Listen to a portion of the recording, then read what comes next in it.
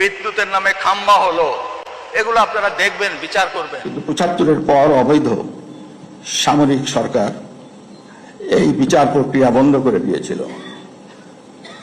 এক সময় এরশাদের হাত ধরে জিয়াউর রহমান, জিয়াউর রহমানের হাত ধরে তার বেগম জিয়া, এদের সময় মহান মুক্তিযুদ্ধের চেতনা তছনছ হয়েছে।